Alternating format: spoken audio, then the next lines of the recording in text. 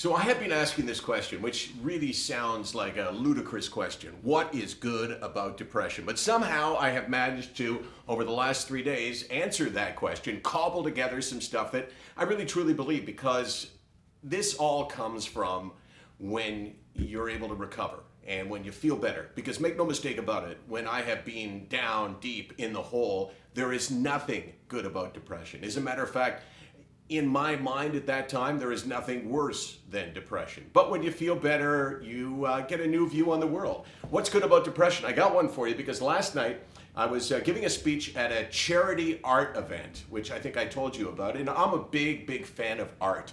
I have studied art. I'm a great artist. Is anyone believing this? Probably not. But when I was coming out, because it was in downtown Toronto in an area where there's a lot of homeless people, I bumped into a guy named Gord. And Gord said, "Hey, I think I know you."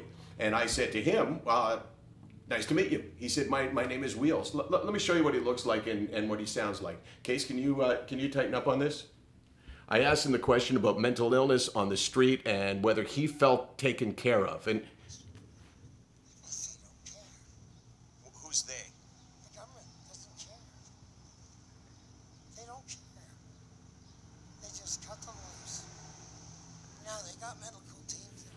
see, what's good about mental illness? Let me tell you right now, the blessing of being able to share this experience with other people like Gord, and being able to find a bond with almost everyone, because we are all bonded. I can't turn this off. This is so annoying. Case, what are you shaking your head for? You all of a sudden, you're the queen of technical because you could hold your cell phone on a selfie stick? You think that makes you a genius, does it? Smarter than you. Yeah, apparently. I'll just put it down. That's the only answer. So, yeah. All right. There you go. Instead of turning off the phone, that's a better way to do it. So what I'm saying is that in an earlier part of my life, walking down the street, it seems very unlikely that I would sit on the street and have a conversation with a guy who lived on the street. And it seems very unlikely at the time that I would have realized that I have something in common with him. And I said to him, because he recognized me from TV, and he actually recognized me from the fact that I talk about mental health, which I thought was an extraordinary compliment from the standpoint that the message is out there, and I would far better be known as the guy who talks about mental health than the guy who talks about sports.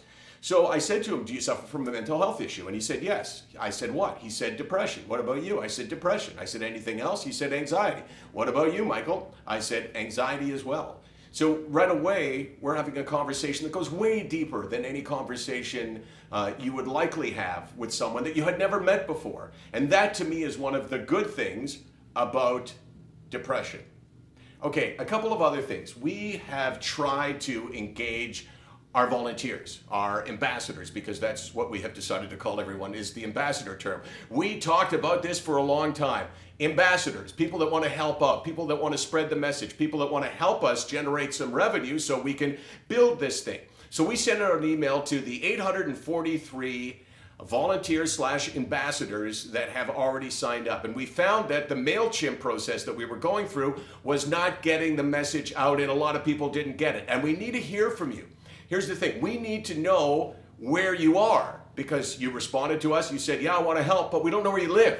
So then, if we don't know where you live, we can't say, "Okay, well, you have a captain for your province, and that captain will help you with this." So it's a big mess. And I guess one alternative could be that we load all 800 in by hand, but that could be quite time consuming, and there's no time here. You know, our goal is to change lives. So here's what I want you to do.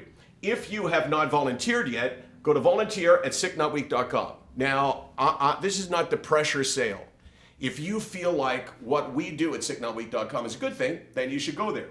If you have signed up but haven't heard from us in the last couple of weeks, and you're thinking you're being ignored, if you're thinking, "Hey, you know, Landsblog, what? You asked me to volunteer, I sign up, and now you're gone?" Go to Get Started at SickNotWeak.com. And what we want you to do is send us an email there with your name and with your city and your province. You could leave out the province part because we would figure it out. We would go Edmonton. Wait a second here. Edmonton, that is in, what is it, Case? Alberta. That's what you get with Casey Landsberg manning the camera. So if you could do that, that'd be great. And we just want to build this thing. We want to make it into something that none of us ever dreamed of. Be part of the dream. Be part of what for a lot of people is something life-changing. And you know whose life was changed by this? You know whose life was changed? Mine. Yeah, of all the people that benefit from this, probably no one more than me. SickNotWeak.com, 24 hours a day, 7 days a week. We're always here. We're always here. And we always want you to know you are not alone.